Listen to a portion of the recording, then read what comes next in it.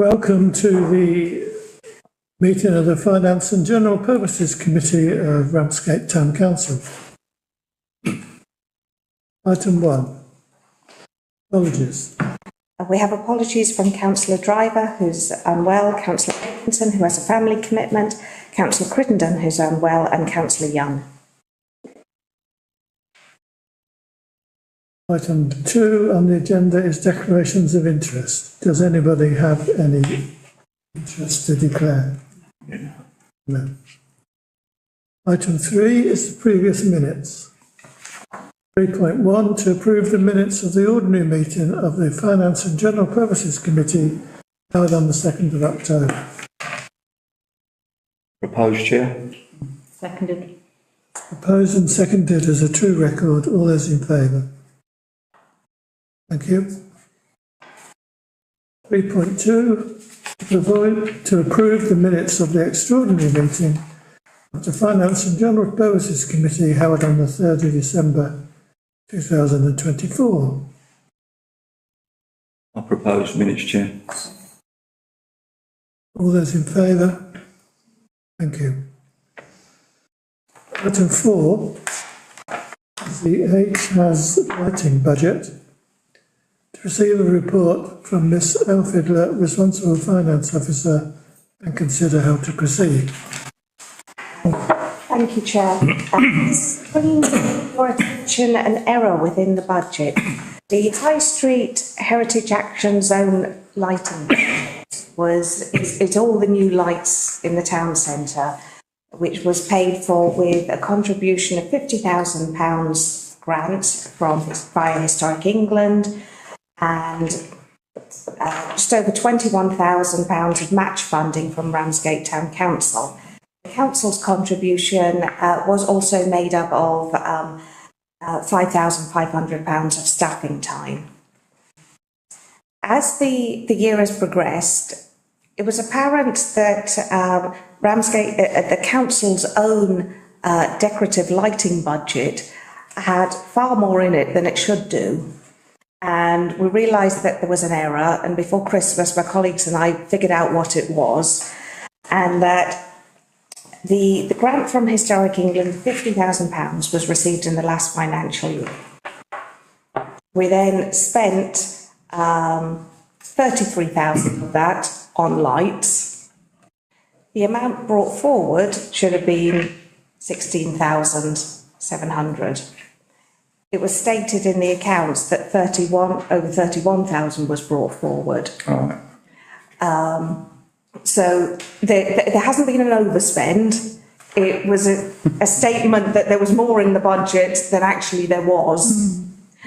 Once you then bring over the costs that should be into the town council's Christmas and summer lights budget, that is at the position in the year where we expect it to be. But basically there was an overstatement on a budget by £14,927,000, which should not be in decorative lighting. So first of all, it's an apology that this mistake was made.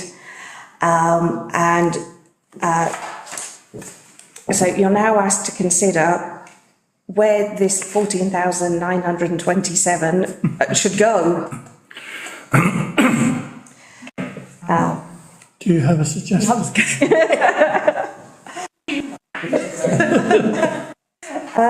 I mean, the capital projects is the obvious or the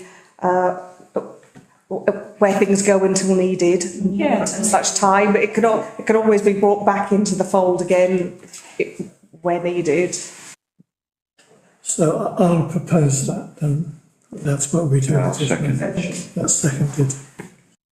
All those in favour? That's carried. Can I just say, Chair,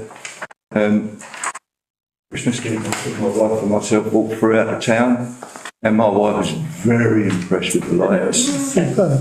Very impressed indeed with the lights. And what's great is that our technicians are now putting the lights up around the arches. Superb, yeah. Very good.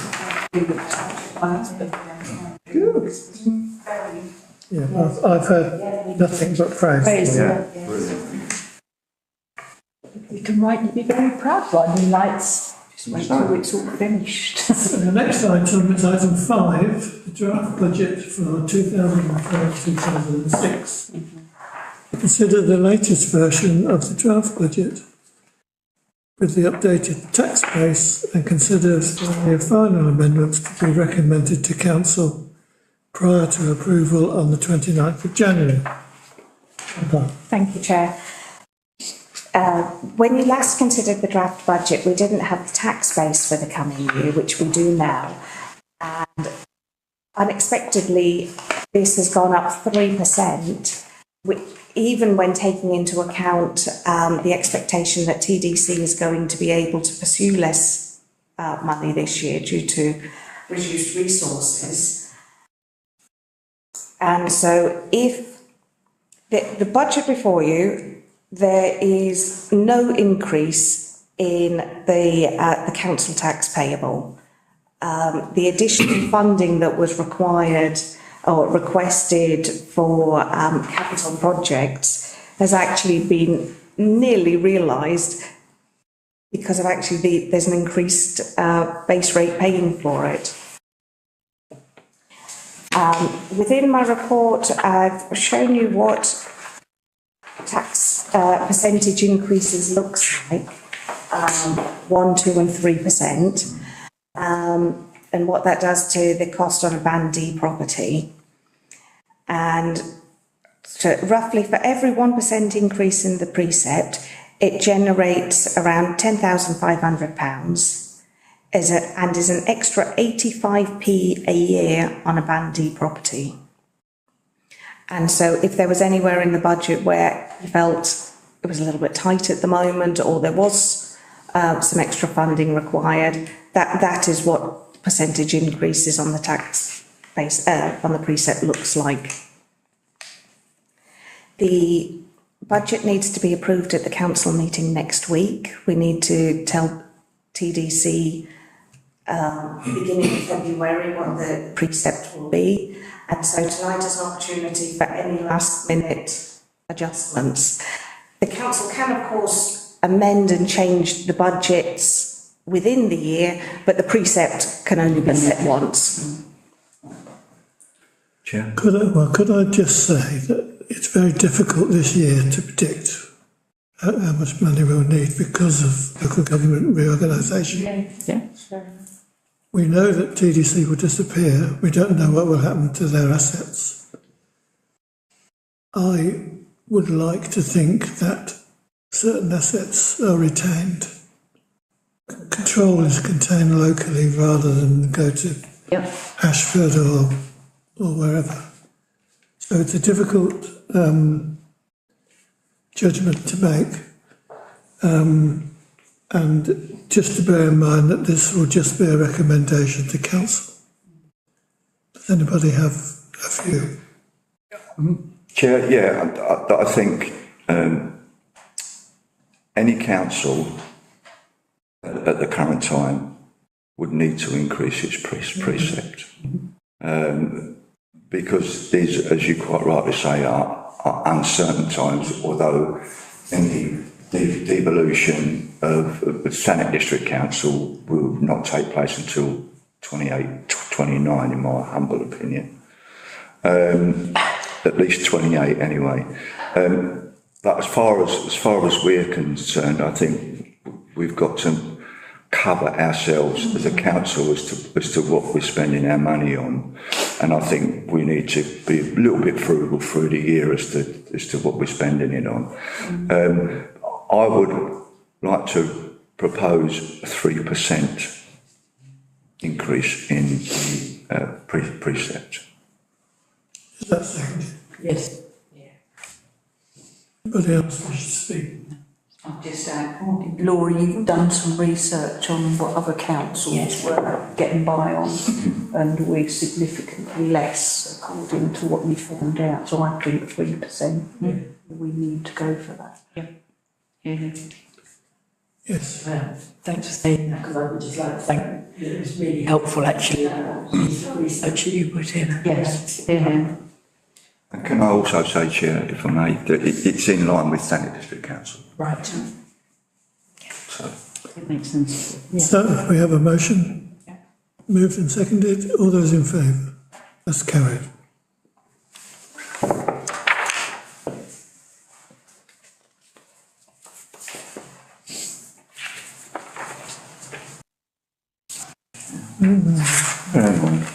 Next item is the item 6, the climate change task group. To note the minutes of the climate change task group held on the 27th November 2024. Commissioner, do you want to say anything? I don't think there's anything particular to say about them. I think, Okay. you know, I think we should note them. could I just, I know I've said it to her previously, but I congratulate Councillor Austin on the work that her and the committee have done, and the recognition of it by the Ramsgate Society. Yes. And I think a lot. Yes. Thank you. Thank you. And could I please pay tribute to Dean, because he does a huge amount of work Indeed. behind the scenes for the group, and it's much appreciated. He's got a huge amount of knowledge actually that's really, really useful to us. And it's been noticed at TDC and beyond. Yeah, It's good. indeed, Good. Thank you. indeed. I propose acceptance of the. Yeah. Seconded. All those in favour accepting the minutes? Thank you. Item 7 is Ramsgate Shed. To receive a report by the town clerk detailing a climate change task group proposal and consider the proposal contained therein for a dedicated space for the Ramsgate Shed at 12 School Lane using the climate change task group budget. Town clerk. Thank you, Chair.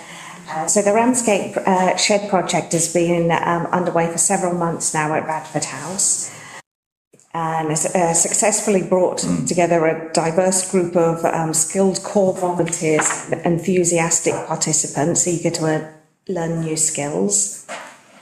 And the team has undertaken a variety of projects. And what I've started to notice is actually that there's quite a few ideas coming from other community groups. Can the shed do this? Can the shed do that? Radford House is obviously going to cease to be an available venue in the coming months because of the refurbishment, but has also proved to not be a suitable venue because of it being a shared space and having to put away workmates and not being able to have permanent workbenches, and it is detrimental to its development and its progress. There's been a potential room identified at 12 School Lane, and we went to visit on Monday. It's not a lease that's being offered, it's more like an ongoing hire agreement, and I think that's reflective of the fact that the whole building's quite a work in progress at the moment. You've got someone who's slowly trying to make all the rooms suitable for letting. Say landlord, but the project manager did say the lease that he gave us has had some revisions. So I wouldn't say tonight that we can approve it, but possibly members can consider if there's any questions, how to take this forward. I think. Councillor Austin. Can I just add that what we're looking at here is a 3-month period, it's a trial. We don't know how or if indeed the shed is going to develop. We want to attract more people. We are aware that skilled woodworkers with their own projects in particular have not been keen to join us in the long term at Radford House, but have said they would be interested if they had more permanent facilities. So it's to try it out. And with fortunes, I think we managed to find, through Susie again, somebody who basically is desperate for an anchor tenant for his property and is willing to try that out for 3 months. And at the end of that 3 months, it may not work for us, but if it's developing, then we can consider the possibility of staying. Equally, he may decide that he wants to let it out under different terms to somebody else, and we have to accept that. But our general view when we visited on Monday was that it was worth a try, wasn't it? Could I ask through you how much it would cost us to do it, Thank you, to Chair. go forward with the 3-month trial? So at the moment, Councillor Austin was successful in getting a grant from Social Enterprise Kent. Is it 4,500? Just under £4,500. It wasn't possible. It was a grant that the town council couldn't go for. So actually, the town team took forward that application. And how we're working at the moment is that the town council is delivering the project and then invoicing the town team in order to get that money. I believe that 3,000, even with on costs to be worked out, can be covered by this grant. So it's not actually using the climate change task group budget. But I think if 3 months established whether the site was suitable, there would need to be a longer commitment, possibly up to a year, whilst the shed actually establishes itself as its own entity. So I think for the 3 months, there isn't funding required from the council's own budget, but to put it in your minds that hopefully it's successful, there could be a longer commitment whilst they set up. Yeah, thank you, Chair. Could I ask Laura, who's the owner of this place? Do we know who the owner is? It was mentioned somewhere in this page. Just popping it just on confidential.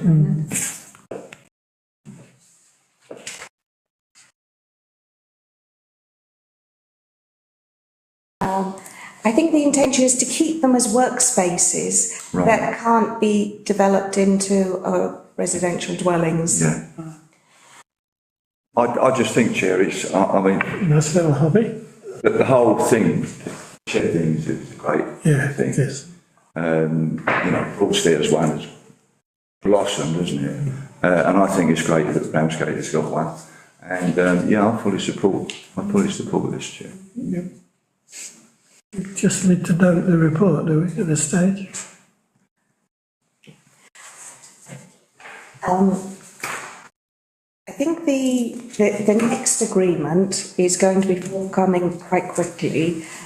Whether would be happy to enter into that agreement unless there's any obvious concerns, or whether that agreement does need to come back to a council or committee meeting for approval. Shall we recommend to council to expect a report and to look on it favourably? Yeah, Is that okay? I support. And could we delegate to town clerk to deal with that after? I think it would need a council decision. Council approve. Yeah, that's fine. Right. Or is that seconded? All those in favour? All those against? Pat? It's opting out. Are you here, Pat? Sorry? You logging off there? No, I'm just expecting on the I'm not on the list. Oh, I see. Item 8. I see. Item 8. Local Government Association membership. Consider whether to subscribe to the LGA in 25-26 at a cost of £580 plus VAT. Thank you, Chair. This is not something that we usually subscribe to, but I think with the changes that are coming up in the next couple of years, that this would be a useful organisation. We don't have the funding available within the subscriptions and membership budget, but would suggest that the underutilised councillor training budget, I think, makes sense, because I think there's going to be quite a lot of information coming through about this group from about devolution that will be useful to members.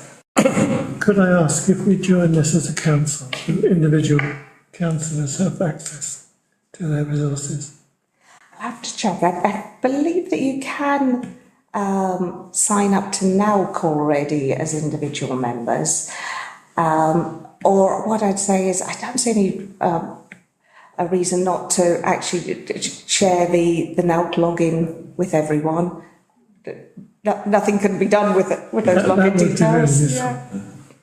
I propose acceptance of that.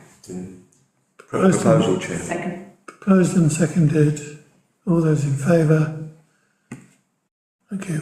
Total sense. It closes the meeting. Thank you.